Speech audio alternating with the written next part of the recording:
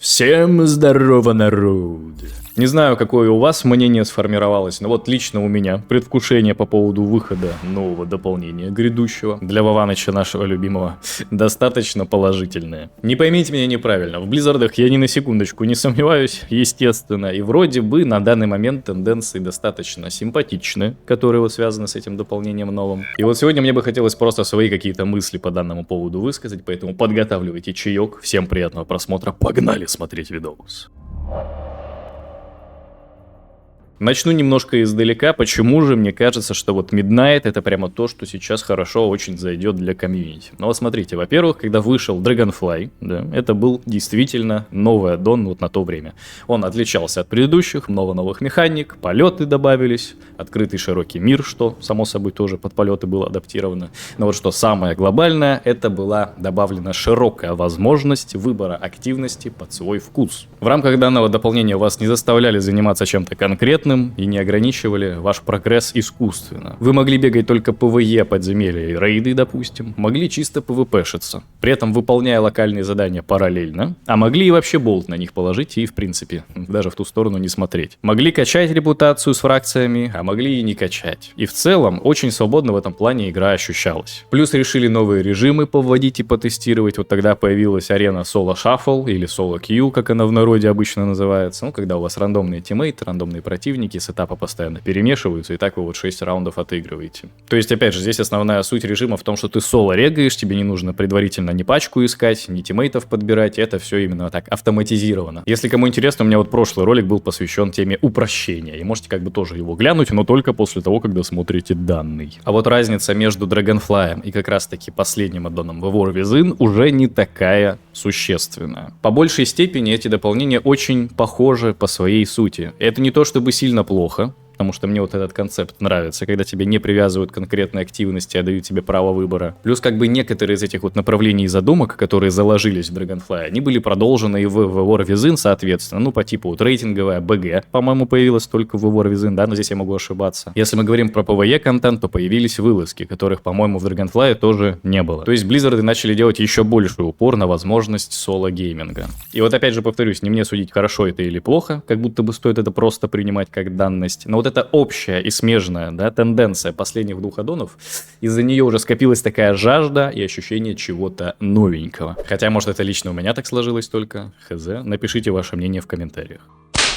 И вот это вот новенькое нам скоро и выдадут. Изменения грядут действительно солидные. Ну, во-первых, понятное дело, это вот нашумевшая все-таки тема, которую нельзя не упомянуть. Это отказ от сторонних аддонов и интегрирование их, в принципе, в свой вот игровой интерфейс, в игровые механики, системы и так далее. Здесь как будто бы самая главная вещь это то, что Близзарды хотят вручную дозировать влияние аддонов на свой контент в той или иной степени, в том или ином режиме. Но вот опять же, исходя из того, что сейчас должны пропасть вот эти ДБМ, викауры, различные рейды и подземелья уже не будут искусственно адаптироваться под увеличенную сложность. И Близзарды смогут вручную это все контролировать. Ну, по идее, такой план у них и есть. И вот с одной стороны, как будто бы средняя сложность PvE-контента по типу рейдов и подземелий должна как бы снизиться, но с другой стороны, отсутствие вот этих костылей, которые, в принципе, упрощали геймплей, да, для среднего игрока, это должно вот нивелировать. Лично мое мнение по данному поводу в целом, да, касаемо сторонних аддонов и так далее. Но WoW это же, в принципе, одна из таких супер кастомизируемых аддонами игр. И как бы, да, это достаточно прикольно, но, блин, если ты заходишь в игрульку, как будто бы ты хочешь изначально в нее тоже играть нормально, без урезанных возможностей. Вот что самое-то главное. Просто вот эта ситуация с тем, что когда ты заходишь либо на новые дополнения, либо там вот Pandaria Classic какая-то открывается, первым делом ты все равно идешь качать себе аддоны, настраиваешь их, потому что, ну, без аддонов уже жизнь не мила, как говорится. И это все-таки костыль, от которого рано или поздно нужно было отказываться. Но здесь сразу же возникает уже другая тема. По сути, это отказа от аддонов как такового не происходит, просто они начинают интегрироваться в сам интерфейс от разработчиков. То есть, по факту, проблема не то, чтобы решается, а просто поворачивается к нам другой стороной. И по факту-то на этом все. Но это как бы может быть отдельной, прям широкой и глубокой темой для отдельного видеоролика. Сейчас хочется лишь немножко об этом поговорить и, по крайней мере, упомянуть про PvP, поскольку для данного аспекта игры отсутствие аддонов это прямо будет серьезное изменение, которое в корне меняет вообще в принципе весь геймплей. Теперь невозможно будет отслеживать отслеживать КДшки противников на арене. Ты должен будешь, во-первых, знать все спылы наизусть, сколько они КДшатся, сколько они длятся и так далее. И если, окей, хотя бы во время действия какого-то бафа ты видишь, что он находится на противнике, вот сколько времени он будет восстанавливаться, эта информация тебе с помощью аддонов уже будет недоступна. И ты должен будешь в уме все это просчитывать, где-то держать таким задним планом в момент того, как тебе нужно выдавать свою ротацию и, в принципе, производить весь свой геймплей. В этом плане PvP должно стать, на порядок сложнее. Так еще если учесть новое нововведение по деминишингам, то, что теперь будет не 3 однотипных контроля в серии работать, а только 2. И вот суммарно эти 2 нововведения будут кардинально менять все PvP в игре. То есть, если взять PvP геймплей до и после этих изменений, это будут 2 абсолютно разные стези, которые будут требовать абсолютно 2 разных подходов. И в первое время это будет ощущаться, я уверен, супер сумбурно, и вот это вот, я не знаю, какой-то должен пройти промежуток времени для адаптации, по крайней мере, в принципе, у общего игрока, а для тех людей, которые, допустим, вернутся в WoW спустя какое-то время или с других дополнений там старых, это будет прям супер непривычно, и это, да, тоже заимеет, очевидно, свой сильнейший эффект. В общем, если микровыводы здесь какие-то делать, что PvP, что PvE геймплей должны в следующем аддоне измениться. И вот насколько серьезно эти изменения будут, по крайней мере в PvE контенте, это уже зависит конкретно от близов. От того, как именно они будут адаптировать аддоны, какие будут дозволять, какие функционалы они выключат просто навсегда и полностью. И в этом плане, да, новенькое действительно будет, хорошо или плохо, это уже будем посмотреть.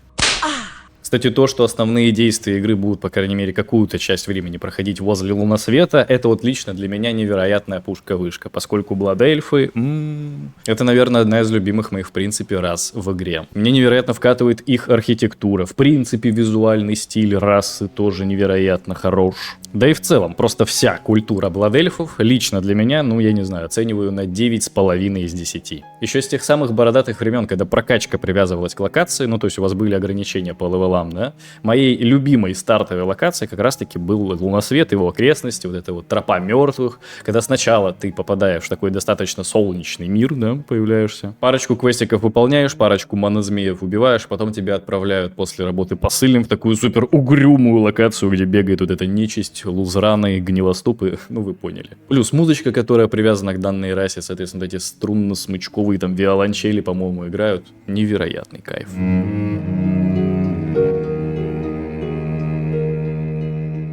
Поэтому да, увидеть обновленный Луносвет и все его окрестности для всех любителей Бладельфов — это хорошая новость. Но при всем при этом, учитывая даже какие-то вот личные положительные предвкушения, да, по поводу Миднайта, не особо бы хотелось, чтобы компания Blizzard Entertainment, которых сейчас можно считать по большей степени бизнесменами, не хотелось бы, чтобы их вот эта вот бизнес-культура и желание заработать побольше бабок негативно сказалось на самом геймплее и, в принципе, игровом процессе. Не знаю, все ли из вас в курсе, но Blizzard уже подтвердили, что появляется новая игровая донатная виртуальная валюта для системы хаусинга. То есть вот они выкатывают новую систему жилищ, там личные домики, личные украшения тудым-сюдым, и при этом они добавляют новую валюту, на которую вы сможете, конечно же, задонейтить, и за эти донейтные, скажем так, токены сможете приобрести себе какой-нибудь визуал для вашего дома. С одной стороны, лично для меня никогда не являлось чем-то прямо плохим возможность задонатить на любой визуал в любой игре в принципе. То есть есть скинчики, они никак на игровой процесс не влияют, it's okay. Хочешь донатишь, хочешь не донатишь. Но в любом случае, когда в любой игре появляется возможность дополнительных микротранзакций, а у Близов, конкретно в Вове, это не то чтобы какой-то, знаешь, единичный момент, единичный, да, такой случай.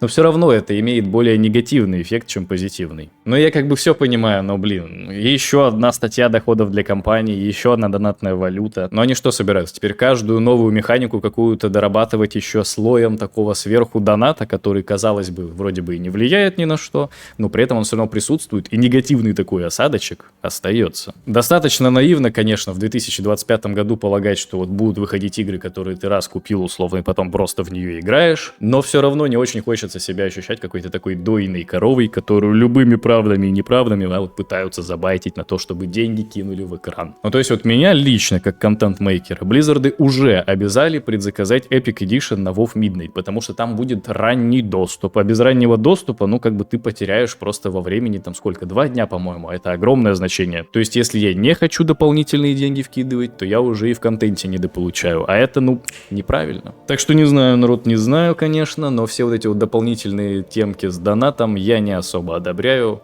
хотя, казалось бы, особо страшного-то в них изначально ничего и нет. Но и опять же стоит повториться, что да, сейчас для меня лично самый такой актуальный вопрос, как бы корпоративная жажда бабла не заимела слишком сильный негативный эффект в принципе на общий игровой процесс. Так что вот такой вот у нас на сегодня видос, народ. Переходите ко мне на Twitch, там я, соответственно, провожу свои трансляции прямые. Также у меня еще есть Telegram-канал, где я, соответственно, постирую дополнительный контент периодически, но без спама. И также там все уведомления о трансляциях также присутствуют. Пишите ваше мнение в комментариях по данному поводу, что считаете правильным, что неправильным. Все почитаем, во всем разберемся. Но я же вам желаю удачи, всем прогрессии в PvP, в PvE. Всем на сегодня пока.